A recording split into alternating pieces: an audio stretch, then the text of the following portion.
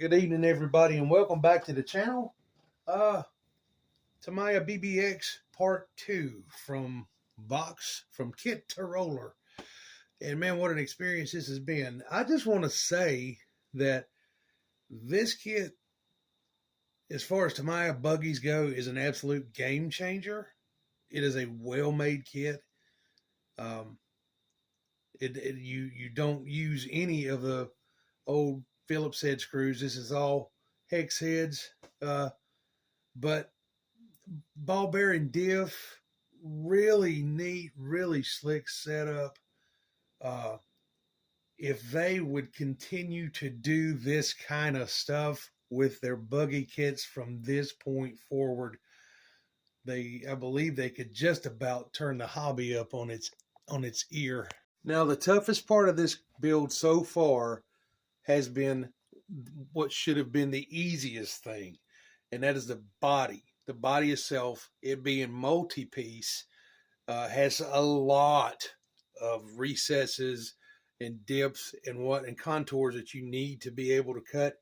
Now, I've just got it kind of pre-cut and just sit on here. I need to do some final trimming with a Dremel on some of the, and clean up some of the lines. So don't fault me for that. I'm just trying to get this thing to where it looks like the complete car. But man, what a solid rig this is. I was a little worried whenever I started to put this thing together about the battery, being able to get the battery out. And it's a kind of a slick setup. Now, mind you, your receiver would sit here, and then there's a box that goes over that, and then the driver figure sits over that, so it kind of hides everything. But I haven't gotten that far. I haven't painted the driver, and I don't have a receiver to put in it yet, so I'm not in a great big hurry. But it's a really, really nice system to get it out. It is a little cumbersome, I guess it could be, but it's super, super clean. You take off the main portion of the body, and this is actually, before I get any further, this main portion of the body is actually held down after you get it painted with Velcro or hook and loop, depending on where you're from. Little strips you put on the body and on the upper portion there to hold it in place. So that's a pretty neat setup. Let me mute that radio. And as far as getting the body out, let's see, we'll kind of twist her up here. There's a post here. If you swing that post around, this silver post here, there's a body clip. Take the body clip out. And now, in a perfect world, if it was complete, well, it is actually going to slide out. Look at that. Slide that out. This plate raises up, gives you enough room to grab a battery. If I've got one sitting here somewhere, I believe I do. Again, I got to get a receiver for it, and then I can actually finish up the card. Slides right in, comes back down. You take that post again, and this is aluminum, it's a nice piece, and just slide it through.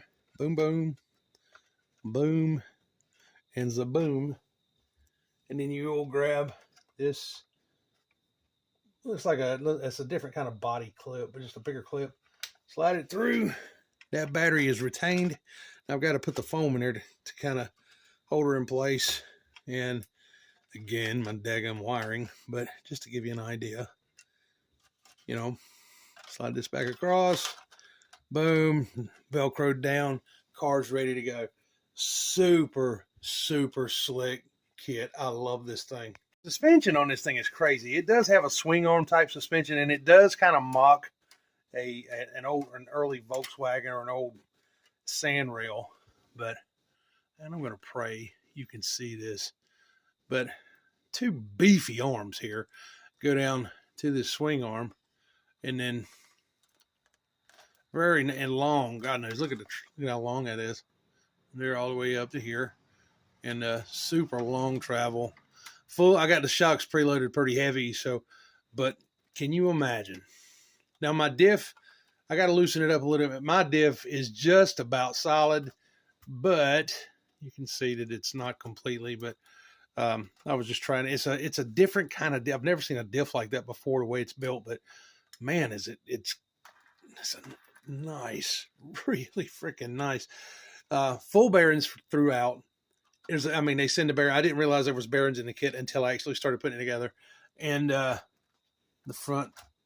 Now, this is with the foams in the tires.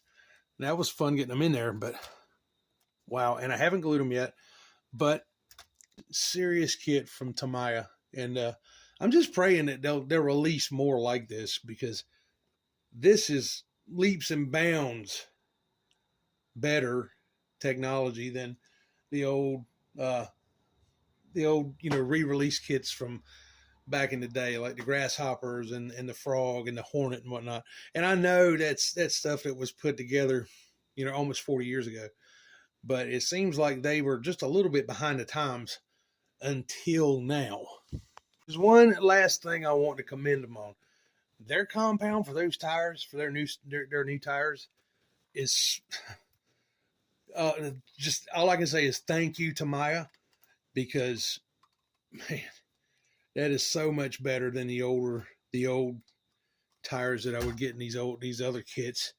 I'm just super stoked with it. It's a really, really nice car. Not sure what color I'm going to paint it yet, because I'm just not feeling the box art. The box art it's cool, but it's just, I don't really want to do the box art, because I just feel like there's going to be a lot of them out there. And so I'm going to get away from that. But so what color do you do? You can see the decal colors there here. So I'm going to be kind of limited. I don't want to do a red. I don't want to do a black. Don't want to do a gray.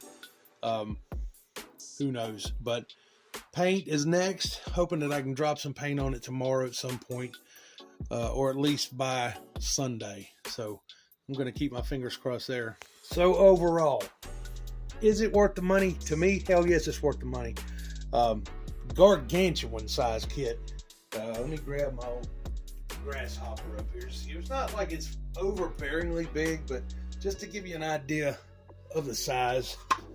Let's move her back just a little bit. It's a little bit. It is.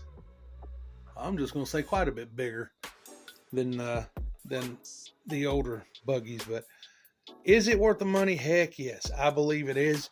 For the fit, the finish, quality, the materials on this kit are. I don't know how to explain it.